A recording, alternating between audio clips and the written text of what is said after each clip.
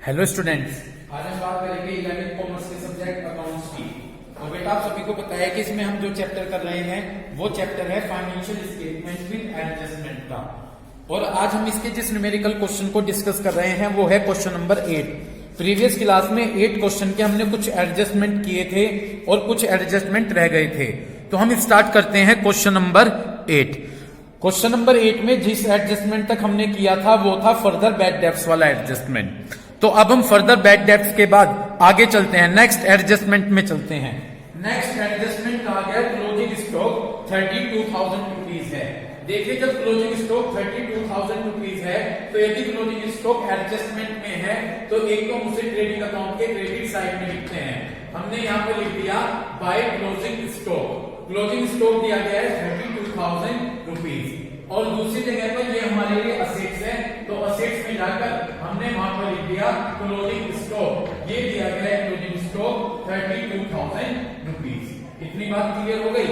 तो closing stock हमने बात करा, एक तो लिख लिया से ट्रेडिंग अकाउंट के क्रेडिट साइड में बाय क्लोजिंग स्टॉक 32,000।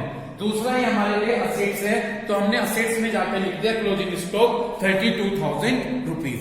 इतनी बात क्लियर हो गई। इसके बाद नेक्स्ट एडजस्टमेंट हमसे कहा गया कि हमें बिल्डिंग पर डेप्रिसिएशन लगाना है 6%। या हमें बिल्डिंग पर डेप्रिसिएशन लगाना है 6%। तो जाकर असेट्स में देखें, असेट्स में जाकर देखें, यहाँ पर हमें ऊपर ट्रायल बैलेंस में जाकर देखें कि हमें बिल्डिंग कितनी दी गई है। यदि आप ट्रायल बैलेंस में जाकर देखें बिल्डिंग हमें 1,10,000 रुपीज की दी गई है। बिल्डिंग हमें कितनी दी गई है? 1,10,000 रुपीज की दी गई है माइनस डेप्रिसिएशन। डेप्रिसिएशन का हमें क्या रेट दिया गया है? 6%। तो 1,10,000 का 6% निकालेंगे तो 6,600 आ जाएगा और रिमेनिंग बचे 1,03,400 रुपीज। इतनी बात क्लियर हो गई। तो इस तरह से हमने डेप्रिसिएशन चार्ज कर लिया। कोई दिक्कत है यहाँ तक? मेरे हिसाब से समझ में आ गया होगा। तो इस तरह से हमने यहाँ पर क्या लिखा? बिल्डिंग लिखी और बिल्डिंग पर डेप्रिसिएशन चार्ज कर लिया। बिल्डिंग थी 1,10,000 रुपीज की माइनस हमने डेप्रिसिएशन 6% चार्ज किया तो 1,10,000 का 6% 6,600 आ गया और माल बच गया 1,03,400। दूसरी जगह पर ये डेप्रिसिएशन हम P&L के डेबिट में लिख देते हैं। टू डेप्रिसिएशन ऑन, ये डेप्रिसिएशन किस पर है? To depreciation on building 6,600 rupees. To depreciation on building 6,600 rupees. तो यहां तक हमने इस तरह से अपने सारे एडजस्टमेंट कवर कर लिए। जितने एडजस्टमेंट थे ये सभी एडजस्टमेंट हमने अपने कवर कर लिए। ओके, इसके बाद हम क्या करेंगे? इसके बाद अब हम ऊपर से अपनी ट्रायल बैलेंस से चलते हैं और जो आइटम हमने नहीं लिखे उनको कवर करते चलते हैं। यदि हम, ठीक है, इतनी बात क्लियर हो गई। तो सबसे ऊपर हम ट्रायल बैलेंस में गए, हमें सबसे पहले स्टॉक दिया गया है। यदि हम स्टॉक की बात करें तो हम स्टॉक लिख चुके हैं। उसके बाद हमें वेजेस दिया गया है, वेजेस हमने नहीं लिखा और वेजेस आता है ट्रेडिंग अकाउंट के डेबिट साइड में। तो मैंने ट्रेडिंग अकाउंट के डेबिट साइड में आकर लिख दिया 2 वेजेस। ये वेजेस कितनी है? ये वेजेस है 3,000 रुपीज। इतनी बात क्लियर हो गई। तो मैंने यहाँ पर ट्रेडिंग अकाउंट के डेबिट साइड में आकर लिख दिया वेजेस 3,000 रुपीज। इसके बाद मैं बात करता हूं सैलरी की। सैलरी हमने लिख दिया है। जब हमने सैलरी लिख दिया है तो सैलरी नहीं लिखेंगे। ओके, इसके बाद हम फोकस करते हैं परचेस पर। यदि आप परचेस पर फोकस करें तो देखिएगा परचेस हम लिख चुके हैं, परचेस हमने कवर कर लिया यहाँ पर। ओके, इसके बाद सेल्स रिटर्न भी हम कवर कर चुके हैं। उसके बाद डेटर्स, यदि डेटर्स देखें डेटर्स भी हमने कवर कर लिया है। इतनी बात क्लियर हो गई। डेटर्स के बाद हमें दिया गया है डिस्काउंट अलाउड। डेटर्स के बाद हमें क्या दिया गया है? Discount allowed. देखिए डिस्काउंट अलाउड हमने नहीं लिखा, ये हमारे लिए लॉस है तो डिस्काउंट दी हमने, ये हमारे लिए लॉस है तो P&L की डेबिट साइड में लिख देंगे। तो हम यहाँ पे लिख देंगे डिस्काउंट अलाउड।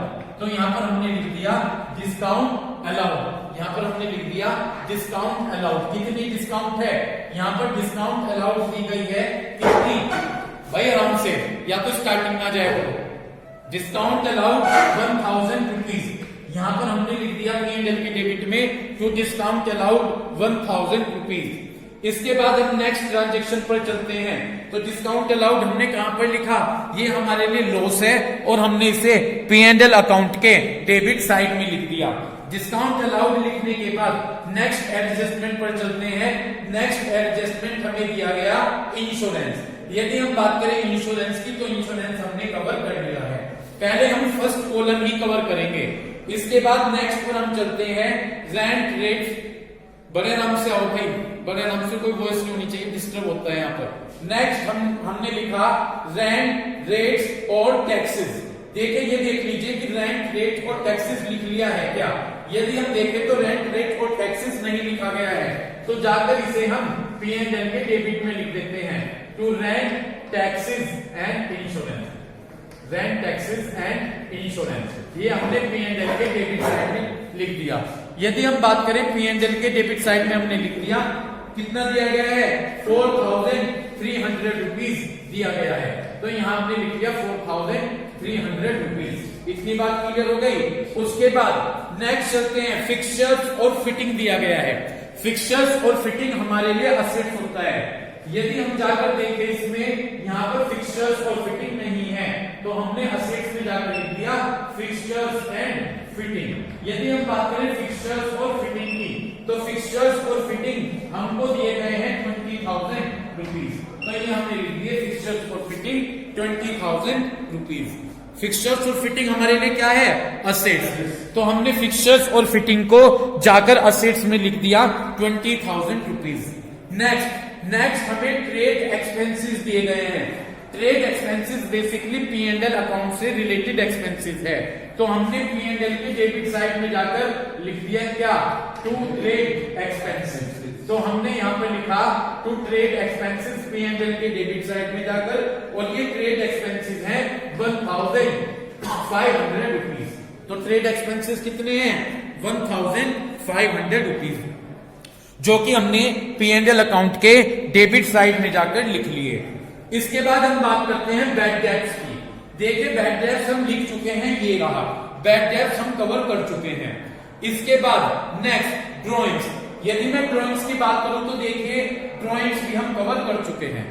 ये रहा यहाँ पर ड्रॉइंग्स भी हमने कवर कर लिया। ड्रॉइंग्स के बाद यदि हम बात करें किसकी, रिपेयर्स और रिन्यूअल्स।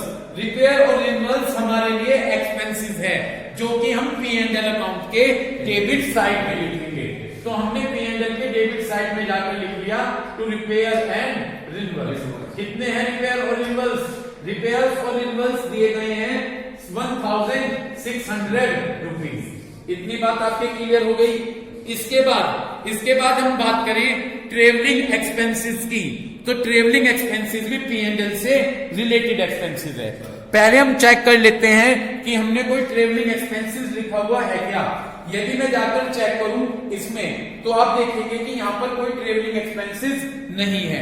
जब यहाँ पर कोई ट्रेवलिंग एक्सपेंसेस नहीं है, तो अब हम जाकर इसे P&L के डेबिट में लिख देते हैं टू ट्रेवलिंग एक्सपेंसेस। ओके, कितना दिया गया है ट्रेवलिंग एक्सपेंसेस, ये दिया गया है 4200 रुपीज। बुक है आपकी। उसके बाद अब हम देखते हैं नेक्स्ट हमें दिया गया है पोस्टेज। नेक्स्ट हमें क्या दिया गया है, पोस्टेज। यदि हम बात करें पोस्टेज की, तो यहां पर पोस्टेज 500 रुपीज दिया गया है। पोस्टेज हमारा P&L से रिलेटेड एक्सपेंसेस है। किससे रिलेटेड एक्सपेंसेस है, P&L। तो हमने जाकर देखिए यहाँ पर स्पेस बचा हुआ है, यहाँ पर हमने लिख दिया टू पोस्टेज P&L अकाउंट में जाकर। यदि हम देखें पोस्टेज हमें दिया गया है 500 रुपीज। इतनी बात क्लियर हो गई। तो हमें पोस्टेज दिया गया है 500 रुपीज। उसके बाद हम बात करते हैं लीगल फीस की। लीगल फीस भी P&L से रिलेटेड एक्सपेंसेस है, तो P&L की डेबिट साइड में जाकर हमने यहाँ पर लिख दिया टू लीगल फी, जो कि दिया गया है 500 रुपीज। तो पोस्टेज भी P&L के डेबिट में लिख दिया और लीगल फीस भी P&L के डेबिट में हमने जाकर लिख दी। इतनी बात क्लियर हो गई। इसके बाद हमें दिया गया है BR, बिल्स रिसीवेबल। देखिए जो ये बिल्स रिसीवेबल है, ये हमारे लिए असेट्स होती है। ये हमारे लिए क्या होती है, असेट्स। तो इसे हमने जाकर असेट्स में लिख दिया। ये दिया गया है BR, ये BR हमारे लिए असेट्स है, तो असेट्स में जाकर मैंने BR लिख दिया। ये दिया गया है 50,000 रुपीज। कितना दिया गया है? 50,000 रुपीज। इतनी बात क्लियर हो गई? तो BR हमने असेट्स में जाकर लिख दिया 50,000 रुपीज। इसके बाद हमें बिल्डिंग दी गई है। देखिए बिल्डिंग हम कवर कर चुके हैं, ये रहा बिल्डिंग हम कवर कर चुके हैं, उस पर हमने डेप्रिसिएशन भी चार्ज कर लिया था। इसके बाद इनपुट CGST आता है और इनपुट SGST आता है। इसकी थ्योरी मैंने पिछली क्लास में समझाई थी, लेकिन इसे मैं फिर भी आपको बताऊंगा, अभी बाद में कवर करेंगे। दूसरे कॉलम में आ जाइए। दूसरे कॉलम में जब मैं आया तो दूसरे कॉलम में मुझे सेल्स दी गई है, सेल्स मैंने लिख ली है, ये रही यहां पर। उसके बाद मुझे परचेस रिटर्न दिया गया है, परचेस रिटर्न मैंने यहां पर लिख लिया। उसके बाद डिस्काउंट रिसीव दिया गया है। क्या दिया गया है? Discount receive. ये डिस्काउंट रिसीव मेरे लिए इनकम है। क्या है मेरे लिए? इनकम। तो हम इसे P&L के क्रेडिट साइड में लिखेंगे। तो मैंने P&L के क्रेडिट साइड में जाकर यहां पर लिख दिया बाय डिस्काउंट रिसीव। कितनी है डिस्काउंट रिसीव? ये डिस्काउंट रिसीव दी गई है 500 रुपीज। तो मैंने इसे P&L अकाउंट के क्रेडिट साइड में जाकर लिख दिया बाय डिस्काउंट रिसीव 500 रुपीज। यहां तक कोई दिक्कत? इसके बाद दिया गया है प्रोविजन फॉर बैड डेट्स। देखिए ये प्रोविजन फॉर बैड डेट्स हमने कवर कर दिया, ये प्रोविजन फॉर बैड डेट्स हमने कवर कर चुके हैं, तो इसे छोड़ दीजिएगा, ये हमने कवर कर दिया। यहाँ पर प्रोविजन फॉर बैड डेट्स ये रहा ओल्ड प्रोविजन के नाम से। उसके बाद कैपिटल दी गई है, कैपिटल एज इट इज मैं पहले ही लिख चुका हूं। उसके बाद बिल्स पेबल, ये बिल्स पेबल मेरे लिए लायबिलिटीज है, तो लायबिलिटीज में जाकर मैंने यहाँ पर लिखा बिल्स पेबल। ये दिया गया है 22,000 रुपीज। इतनी बात क्लियर हो गई? तो मैंने क्या किया, बिल्स पेबल जाकर लायबिलिटी साइड में लिख लिया 22,000 रुपीज। ठीक। इसके बाद हमें दिया गया है क्या? Commission receive. कमीशन रिसीव ये मैं लिख चुका हूं यहां पर P&L अकाउंट के क्रेडिट साइड में।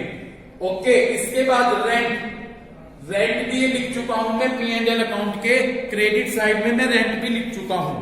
इसके बाद लोन। अब ये लोन समझिएगा, पहले भी बताया गया है कि यदि कोई लोन दिया गया है तो ये हमारे लिए लायबिलिटीज है। तो ये जो लोन है इसे हम लायबिलिटी साइड में लिख देते हैं। लायबिलिटी साइड में जाकर मैंने दिखाया यहाँ पर लोन कितना दिया गया है। लोन ये दिया गया है 34,800 रुपीज। ठीक है। तो यहाँ पर मैंने जाकर लोन लिख दिया 34,800 रुपीज। यहां तक कोई दिक्कत? क्लियर? इसके बाद लोन लिखने के बाद अब हमारे नेक्स्ट आइटम दिए गए हैं यहां पर आउटपुट CGST और आउटपुट SGST। अब देखिएगा, पहले वैसे मैंने प्रीवियस क्लास में भी समझाया था, लेकिन अब भी समझ लीजिए जल्दी से।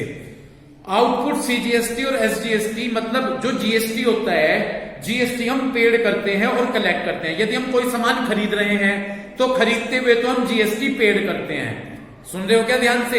खरीदते हुए तो GST पे करते हैं, तो उसके लिए तो इनपुट वर्ड्स होगा। उसके लिए तो क्या होगा? पहले कॉलम के लास्ट में आ जाओ, इनपुट CGST और इनपुट SGST दे रखा। ये दे रखा मतलब ये हमने मिल गया क्वेश्चन। कौन सा है? 8। तो ये GST तो हमने क्या किया हुआ है? पे किया हुआ है। समझ गए? जो ये इनपुट CGST और इनपुट SGST दे रखा, ये तो GST पेड है। क्या है जी? और उधर आउटपुट CGST और आउटपुट SGST है, वो हमने इकट्ठा कर रखा।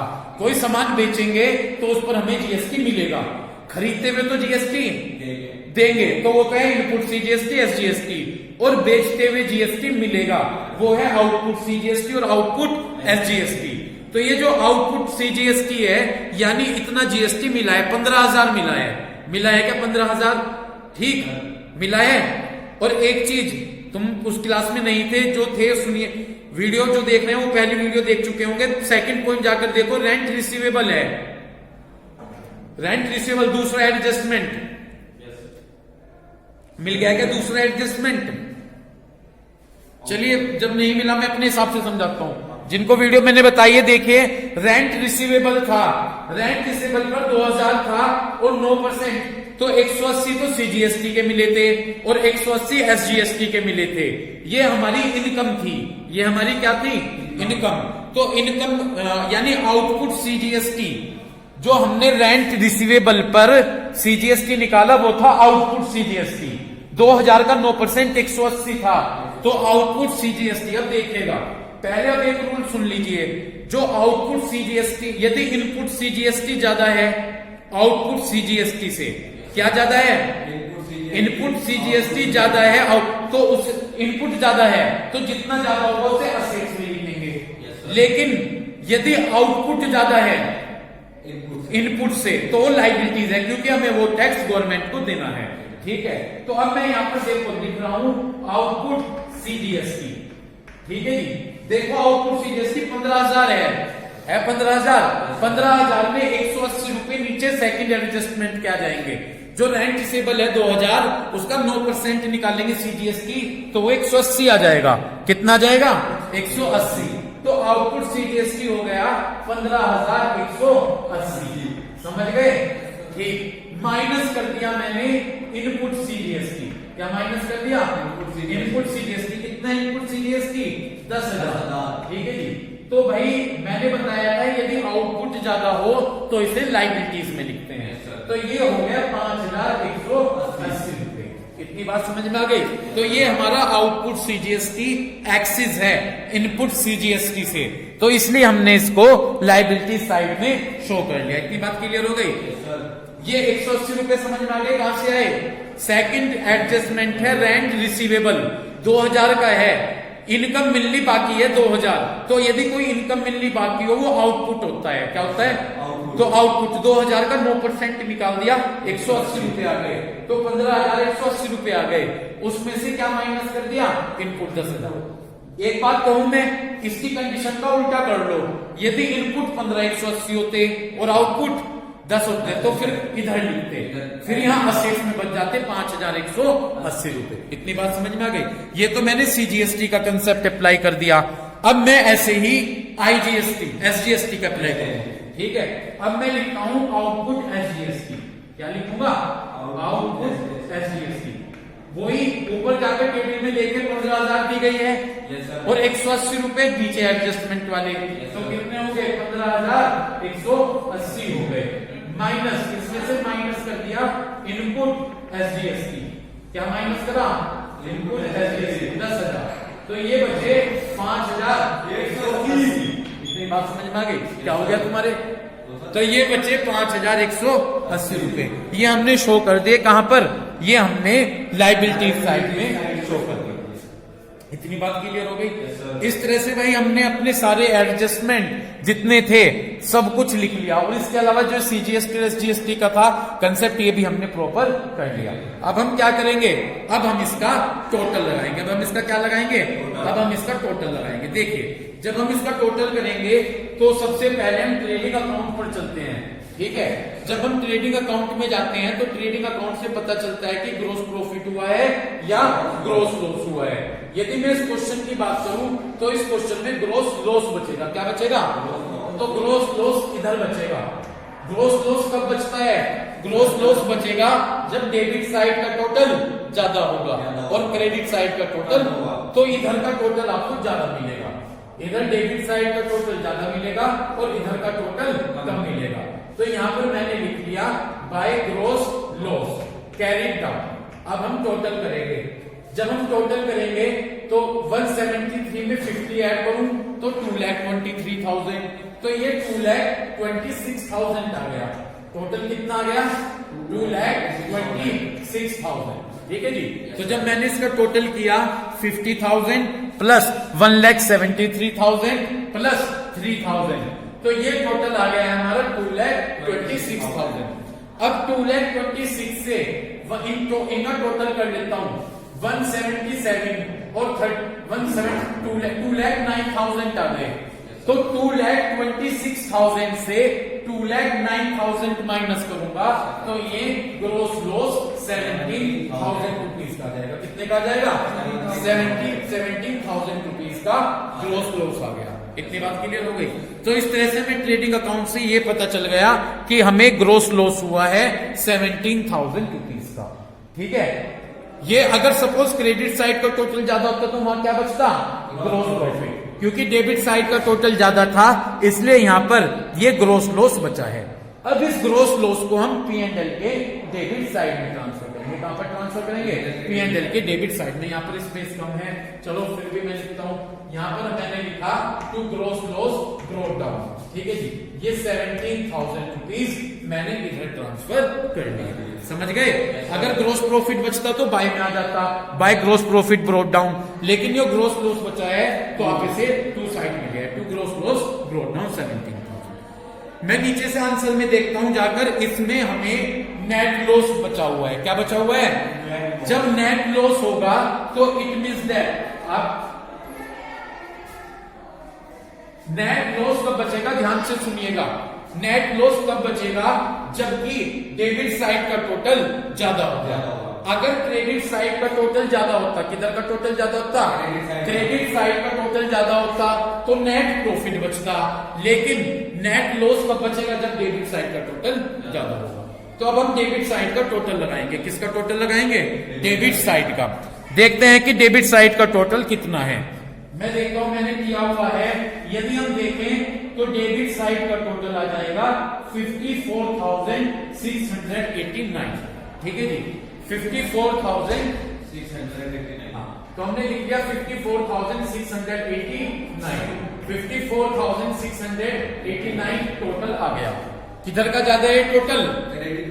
डेबिट साइड का। तो हमने इन सब का, इसका 17,500, 500, 9,000, 2,400, 1,539, 4,550, 6,600, 1,000, 4,300, 1,500, 1,600 और 4,200 का टोटल किया तो ये टोटल आ गया है हमारा 54,689। इतनी बात क्लियर हो गई? अब हम इसमें से क्या करेंगे? इस 54,689 में से ये 3,000, 8,000 और 500 माइनस करेंगे, तो जो बचेगा वो हमारा बचेगा बाय नेट लॉस। क्या बचेगा? By net loss transfer to capital account. By net loss transfer to capital account. इतनी बात समझ में आ गई? तो इस 54,689 से 3,000, 8,000 और 500 माइनस करेंगे तो ये लॉस आ जाएगा 43,189। ये हमारा लॉस कितना आ गया? 43,189। ये हमारा लॉस आ गया 43,189। यहां तक आपके क्लियर? क्लियर? इस तरह से हमारा नेट लॉस आ गया 43,189। इस तरह से हमने ट्रेडिंग अकाउंट से तो ये पता कर लिया कि ग्रोस लॉस है 17,000 और P&L से हमने ये पता कर लिया कि नेट लॉस है हमारा 43,189। अब हम क्या करेंगे? इस नेट लॉस को यहां पर लेकर आएंगे, ठीक है, बैलेंस शीट में, और यहां पर माइनस करेंगे नेट लॉस। कितना है? 43,189, ठीक है जी। तो जब हम 2,90,000 से 43,189 माइनस करेंगे तो ये हमारा बचेगा जी 2,46,000। ये बचेगा 2,46,811। ओके, ये क्या बचेगा? 2,46,811। तो हमने 2,90,000 से माइनस कर दिया नेट लॉस। अगर नेट प्रॉफिट होता तो कैपिटल में ऐड कर देते, क्योंकि ये नेट लॉस है तो 2,90,000 से 43,189 माइनस किया तो ये हमारा बचा 2,46,811। अब हम क्या करेंगे? इस 2,46,811 में से ये ड्रॉइंग्स के जो 32,000 रुपीज हैं ये माइनस कर देंगे इसमें से ये, तो ये बचेगा 2,14,811। इतनी बात क्लियर हो गई? इतना करने के बाद अब हमें क्या करना है? अब हमें दोनों साइड का टोटल करना है। जो लायबिलिटी साइड का टोटल होगा वो असेट साइड के टोटल के इक्वल होगा। यदि मैं टोटल लगाऊं तो इधर लायबिलिटी साइड का टोटल आएगा 2,83,971। यही टोटल हमने इधर लगा दिया 2,83,971। इतनी बात क्लियर हो गई? 1 2 3 4 5 6 7 1 2 3 4 5 6 7, ठीक है, 1 2 3 4 5 6 7। बस ये हमने टोटल लगा दिया तो दोनों तरफ का टोटल हमारा इक्वल आ गया। इस तरह से आज हमने क्वेश्चन नंबर 8 किया और जो कि जीएसटी के कंसेप्ट पर बेस्ड था। तो हमने आपको बताया कि कैसे हमें इनपुट सीजीएसटी और इनपुट एसजीएसटी को आउटपुट सीजीएसटी और आउटपुट एसजीएसटी से एडजस्ट करना पड़ता है। उम्मीद करता हूं वीडियो देखकर आप इस क्वेश्चन को अच्छे से क्लियर करेंगे। Thank you.